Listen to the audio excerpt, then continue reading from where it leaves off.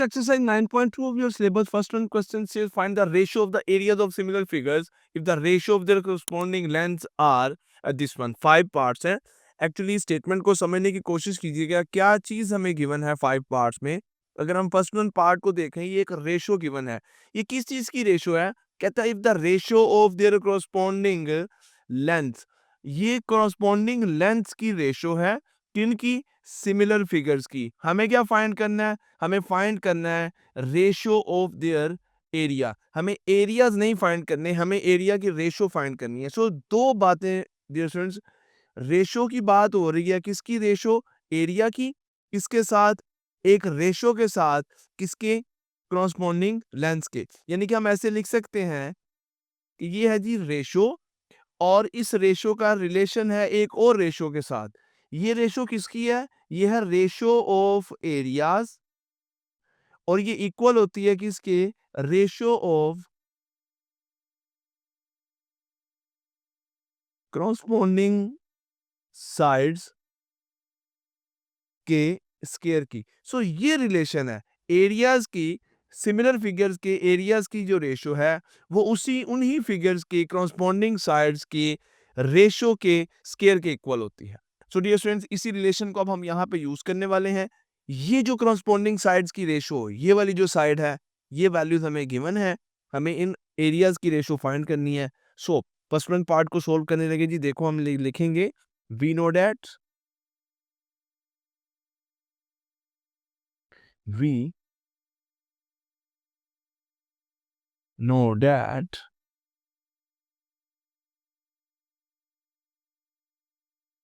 ratio of areas of similar figures is equal to ratio of their corresponding sides. और इसका हम क्या लेंगे? Square. Mathematically dear students we will write it as a1 ratio a2 is equal to l1 ratio l2 और इसका क्या आ जाएगा? Square आ जाएगा.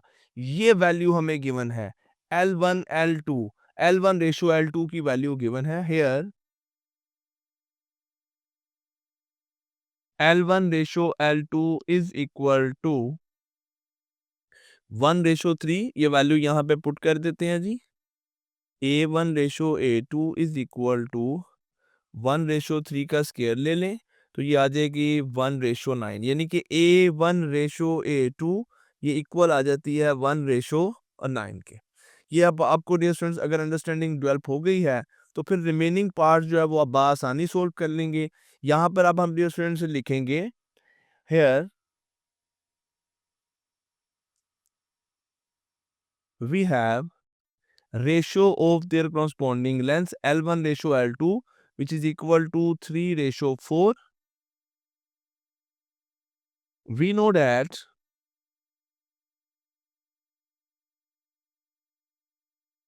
उनके एरियाज की रेशो जो कि हमें फाइंड करनी है वो इक्वल है उनकी corresponding लेंथ की रेशो के स्केयर की.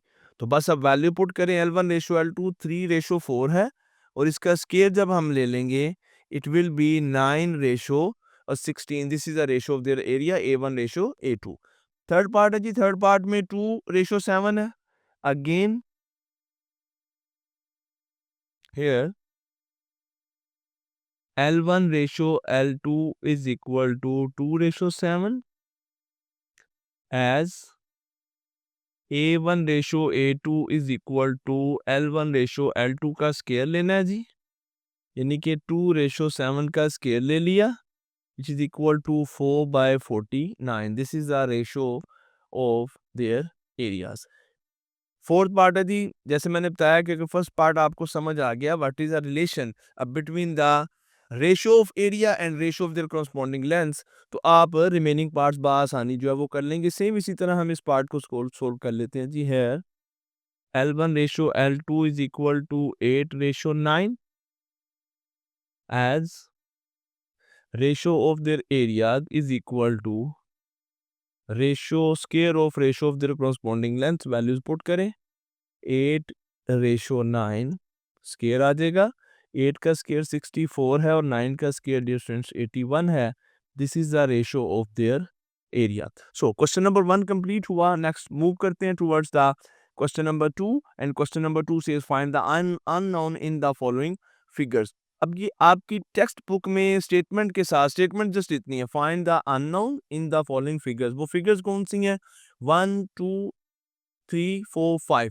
ये 5 पार्ट्स हैं 5 फिगर्स यहाँ पर गिवन है और आप देख सकते हैं 5 फिगर्स में ही हमारे पास सिमिलर फिगर्स के जो है वो पेयर्स हैं इनमें से अननोन वैल्यू हमें फाइंड करनी है तो आए फर्स्ट वन पार्ट को जो है वो सोल्व करते हैं और ये हमने फर्स्ट वन पार्ट ले लिया बिल्कुल सेम जैसे कि आपकी बुक में ये फिगर बनी हुई है आप देख सकते हैं दो रेक्टेंगल्स हैं दो क्वाड्रिलेटर्स हैं दोनों सिमिलर हैं और इनके फर्स्ट ये जो लार्जर क्वाड्रिलेटर है इसके एरिया की वैल्यू गिवन है सेकंड जो स्मॉलर हमारे पास क्वाड्रिलेटर है इसके एरिया की वैल्यू हमें फाइंड करनी है और करस्पॉन्डिंग लेंथ गिवन है अभी क्वेश्चन नंबर 1 से हम क्वेश्चन नंबर 2 में आ रहे हैं क्वेश्चन नंबर 1 में हमने एरियाज और करस्पॉन्डिंग लेंथ करस्पॉन्डिंग साइड्स के दरमियान रिलेशन को ही डिस्कस किया था वो रिलेशन क्या था कि इनके एरियाज की रेशो इक्वल होती है इनकी करस्पॉन्डिंग लेंथ के रेशो के स्केयर की ये बात याद रखिएगा यही रिलेशन अब हम यहाँ पे यूज करने वाले हैं डियर स्टूडेंट्स मैं सॉल्यूशन स्टार्ट कर रहा हूँ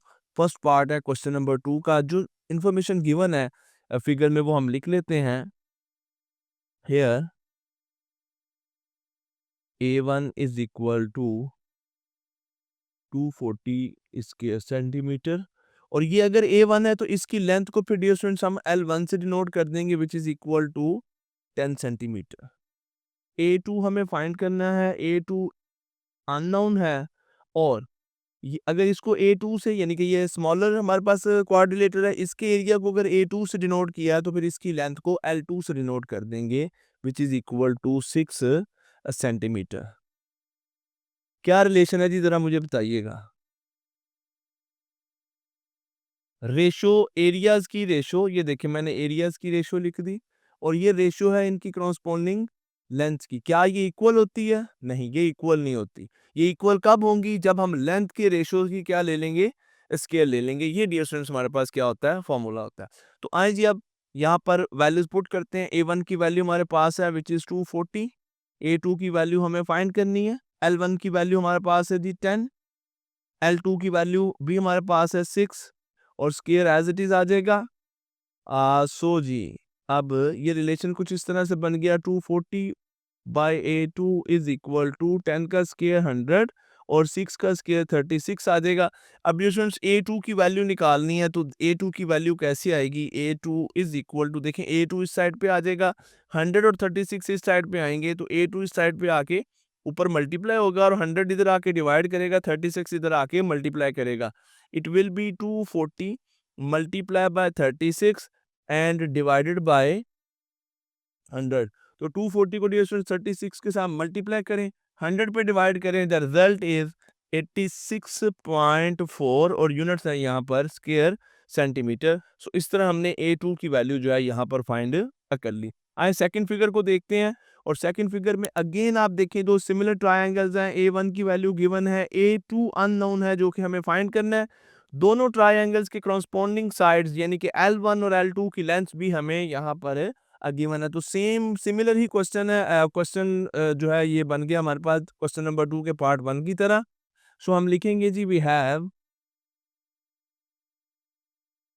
measurement of A1 which is equal to 60 centimeter square L1 is equal to 15 centimeter A2 is equal to unknown and L2 इस शेप के एरिया को अगर A2 से डिनोट किया है तो इसकी लेंथ को L2 से डिनोट करेंगे विच इज 20 सेंटीमीटर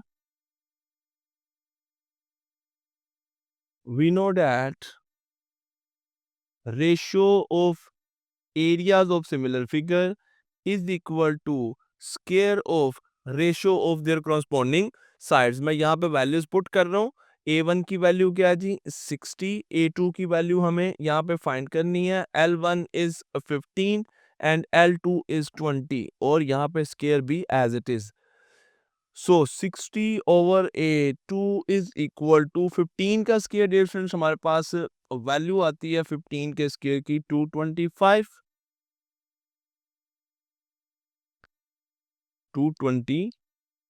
और 20 का स्क्वायर हमारे पास आ जाएगा जी 400। A2 की वैल्यू निकालनी है। Now the A2 is equal to 60 multiply by 400 divided by 225 और इसका भी जो रिजल्ट है हमारे पास डेसिमल में ही आएगा 108.67 स्क्वायर सेंटीमीटर। थर्ड पार्ट को देखते हैं जी। क्वेश्चन नंबर 2 के दो ट्रेपिज्म है और ट्रेपिज्म डियर स्टूडेंट्स सिमिलर है। यहाँ पर A1 जो है ये अननोन है। A1 की वैल्यू कैसे फाइंड करेंगे? आए जी देखते हैं। वही रिलेशन वही फॉर्मूला यहाँ पे यूज करने वाले हैं जो क्वेश्चन नंबर 1 में भी यूज किया और क्वेश्चन नंबर 2 के भी प्रीवियस पार्ट्स में हम यूज करते आ रहे हैं। सबसे पहले लिख लेते हैं कि हमारे पास कौन सी वैल्यूज जो है वो गिवन है। So we have A1 unknown and L1 is equal to 3.6 centimeter. We also have A2 which is 18 square centimeter and L2 which is equal to 5.76 centimeter. Formula लिखेंगे जी, रिलेशन लिखेंगे। Ratio of areas of similar figures is equal to square of ratio of their corresponding sides. Values put करते हैं। A1 हमें find करना है।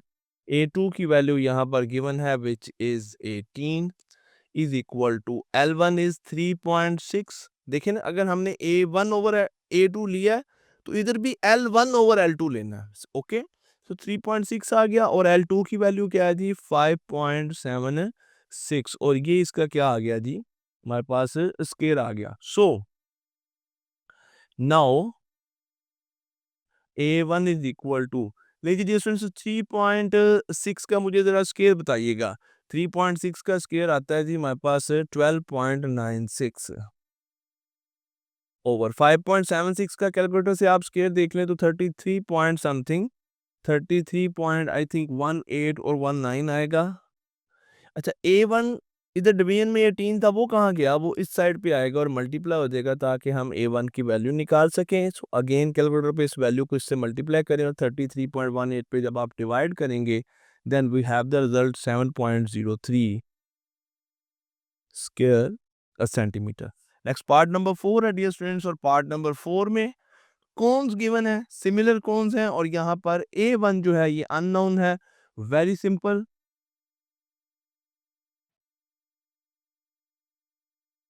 Proper ही मैं यहाँ पर अगेन सारा सोल्यूशन लिख देता हूँ। Here we have A1 unknown और L1 मेंशन कर दिया यहाँ पे आपकी डायग्राम में कि L1 is equal to 15 centimetre, A2 is equal to 96 square centimetre and L2 this is L2 this is not L1 is equal to 12 centimetre. ये values हमें गिवन है। वी नो दैट एरियाज की ratio equal होती है corresponding sides की ratio के square की। मैं वैल्यूज पुट कर रहा हूँ। A1 हमें यहाँ पे फाइंड करना है। A2 की वैल्यू है 96, L1 की वैल्यू है डियर स्टूडेंट्स 15 और L2 की वैल्यू है 12 और यहाँ पे होल स्क्वायर आ जाएगा। Now A1 is equal to 15 का स्क्वायर 225, 12 का स्क्वायर 144 और ये 96 जो यहाँ पे डिनोमिनेटर था डिवाइड कर रहा था अदर साइड पे आएगा तो मल्टीप्लाई हो जाएगा। कैलकुलेटर पे 225 को 96 के साथ मल्टीप्लाई करें और डियर स्टूडेंट्स फिर 144 पे जब हम इसको डिवाइड करेंगे then we have the result 150। A1 is equal to 150 square a centimeter. Now the last part of this question, question number 2, last part है स्टूडेंट्स हमें ये जो शेप्स गिवन है ये दो ट्रायंगल्स हैं this one and this one और ये जो बड़ी ट्रायंगल है। ओके, सो ये सिमिलर है तो यहाँ पर अब डियर स्टूडेंट्स हम इन ट्रायंगल्स में अननोन वैल्यू, ये इस जो बड़ी ट्रायंगल है इसकी जो लेंथ है ये अननोन है, ये हमें फाइंड करनी है. So here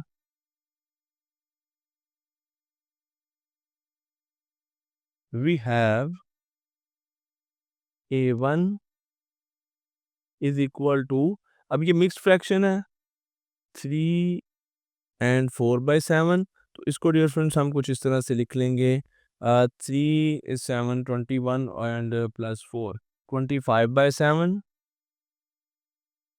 square centimetre. और अगर इसको A1 से डिनोट किया तो इसकी लेंथ को L1 से डिनोट कर देंगे which is equal to 3 centimetre.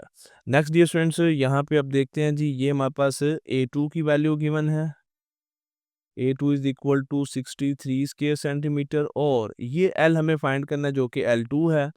सो क्या रिलेशन बनेगा जी,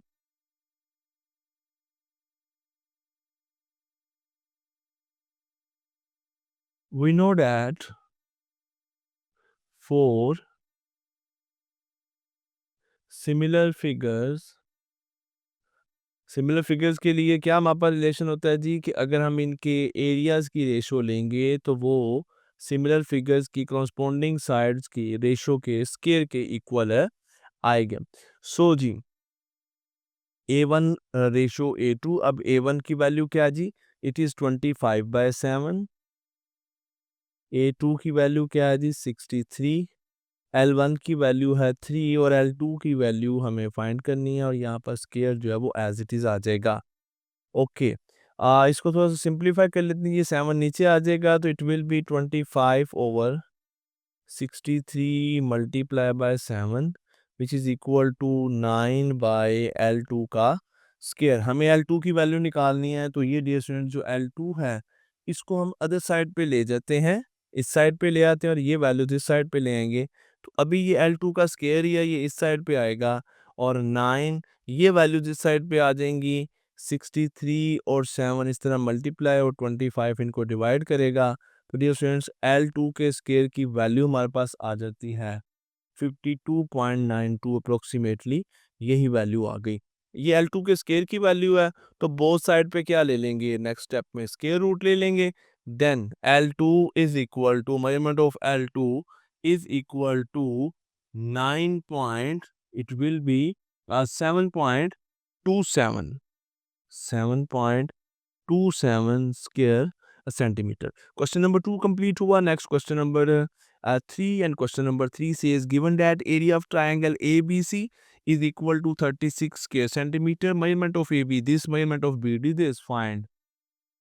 What we have to find, A part है the area of ADE find करना है, and the area of trapezium BCED हमें find करना है. अब मजेदारी की बात यह है कि इस क्वेश्चन में भी आपको डायग्राम जो है वो बुक में आपको डायग्राम कुछ इस तरह से गिवन है. अब इस डायग्राम में आप देख सकते हैं जो ट्रायंगल ए बी सी है, ये स्मॉलर ट्रायंगल बन रही है ए बी सी, इसका एरिया हमें गिवन है. ए बी की लेंथ, ये दिस इज ए बी, ये लेंथ हमें गिवन है which is 6 centimetre. B D, ये बी डी लेंथ हमें गिवन है विच इज 4 सेंटीमीटर. हमें फाइंड क्या करना है, area of A D E, ये बड़ी ट्रायंगल है ए डी ई, ये जो बड़ी ट्रायंगल है ए डी ई, इसका एरिया हमें फाइंड करना है. और फिर हमें ट्रेपेजियम का एरिया देखना है. तो आइए सबसे पहले ए पार्ट को सोल्व करते हैं. थोड़ा सा फोकस कीजिएगा, क्वेश्चन बहुत इजी है, लेकिन जस्ट आपको फोकस करना होगा. इसी फिगर में क्वेश्चन जो है वो घूम रहा है. सो जो इन्फॉर्मेशन गिवन है वो लिख लेते हैं जी. देखें, बात करते हैं in triangle A B C. मैं ये smaller triangle A B C की बात कर रहा हूँ. देखिए, मैंने जस्ट इस smaller triangle A B C को हाईलाइट कर दिया. In smaller triangle A B C हमारे पास क्या क्या वैल्यूज गिवन हैं. We have area of triangle A B C, ये देखें यही है गिवन है हमें. कितना है जी, इसको हम डिनोट कर देते हैं A1 से, और ये कितना है जी 36 स्क्वायर सेंटीमीटर। फिर इस smaller triangle A B C जिसके एरिया को हमने A1 से डिनोट किया, इसकी एक साइड की लेंथ हमें गिवन है विच इज 6 सेंटीमीटर। तो इसकी इसी ट्राइंगल में हमें L1 इसको फिर, क्योंकि अगर इसके एरिया को A1 से डिनोट किया, इसको L1 से डिनोट कर देंगे और ये वैल्यू हमारे पास 6 सेंटीमीटर। अब हम बड़ी ट्राइंगल को डियर स्टूडेंट डिस्कस करने लगे हैं विच इज ट्राइंगल ADB। आप देख सकते हैं ट्राइंगल ADE है, तो मैंने इसको अब हाईलाइट कर दिया कंप्लीट। अब हम लिखेंगे जी इन ट्राइंगल ADE हमारे पास क्या है जी, वी हैव इस बड़ी ट्राइंगल में हमें एरिया ADE, ये देखें find the area of we have, ऐसे हम लिख देते हैं जी एरिया ऑफ ट्राइंगल ADE, ये हमें फाइंड करना है। इसको A2 से डिनोट कर देते हैं। और क्या इसकी किसी करस्पॉन्डिंग साइड की, ये इसकी करस्पॉन्डिंग देखिए ABC छोटी ट्राइंगल की ये साइड तो बड़ी की ये कंप्लीट बनेगी AD, ये AD। तो क्या AD की मेजरमेंट हमें गिवन है, मेजरमेंट ऑफ AD जिसको हम L2 से डिनोट करेंगे, क्या ये हमारे पास गिवन है? ये कंप्लीट है जी, यहाँ से यहाँ तक 6 है, यहाँ से यहाँ तक 4 है, कंप्लीट कितनी होगी जी 10 सेंटीमीटर। So as triangle ABC is similar to triangle ADE। भाई ये जो छोटी ट्रायंगल थी ABC और ये जो बड़ी ट्रायंगल है ADE, ये दोनों सिमिलर हैं। कैसे सिमिलर हैं देख लेते हैं। एक तो दोनों का ये जो एंगल है वर्टेक्स A पे बन रहा है वो दोनों में सेम है। फिर यहाँ पे देखिए डियर फ्रेंड्स, ये जो हमारे पास एंगल बन रहा है ये वाला एंगल, और डियर फ्रेंड्स ये जो एंगल है ये एंगल भी इक्वल है। और इसी तरह ये एंगल डियर फ्रेंड्स और ये वाला एंगल भी क्या है, ये हमारे पास इक्वल है। तो फिर इस तरह ये दोनों ट्रायंगल डियर फ्रेंड्स हमारे पास क्या बनती हैं, सिमिलर ट्रायंगल बन जाती हैं। तो ये अगर ट्रायंगल सिमिलर हैं तो फिर सिमिलर ट्रायंगल के लिए इनके एरियाज की जो रेशो है A1 रेशो A2, ये इक्वल होगी L1 रेशो L2 का होल स्क्वायर। मैं वैल्यूज यहाँ पे पुट कर रहा हूँ, थोड़ा सा फोकस कीजिएगा जी। A1 की वैल्यू क्या हमारे पास 36 स्क्वायर सेंटीमीटर। A2 की हमें वैल्यू फाइंड करनी है, बड़ी ट्रायंगल का एरिया। L1 की वैल्यू गिवन है 6 और L2 की वैल्यू वी हैव 10, और यहाँ पर 6/10 का क्या आ जाएगा, स्क्वायर आ जाएगा। So it will be 36 by A2 is equal to 6 का स्क्वायर 36 और 100। अब इस रिलेशन को आप कुछ इस तरह से लिख सकते हैं, A2 is equal to 36 multiply by 100 divided by 36। Now A2 is equal to 100 square centimetre. तो डियर स्टूडेंट्स ये जो बड़ी ट्रायंगल है इसका एरिया बड़ी ट्रायंगल का, इसी को हमने A2 लेट किया था। ये देखें एरिया ऑफ बड़ी, ये जो लार्जर ट्रायंगल है ADE, इसके एरिया को A2 हमने लेट किया था। जो हमें फाइंड करना था वो हमने फाइंड कर लिया 100 स्क्वायर सेंटीमीटर। अब बी पार्ट की तरफ आते हैं, find the area of trapezium BCED। अब थोड़ा सा फोकस कीजिएगा जी, भाई BCED है क्या? एक बड़ी ट्रायंगल है ADE, एक स्मॉलर ट्रायंगल है ABC, दोनों का जो डिफरेंस है वो इस ट्रापेजियम का एरिया है। ये बात डियर स्टूडेंट्स आपको समझ आ रही है? ये एरिया है ट्रापेजियम का। कैसे आएगा? अगर हम इस कंप्लीट ट्रायंगल में से, बड़ी ट्रायंगल में से, ये देखिएगा 4 एरिया ऑफ ट्रेपेजियम BCED,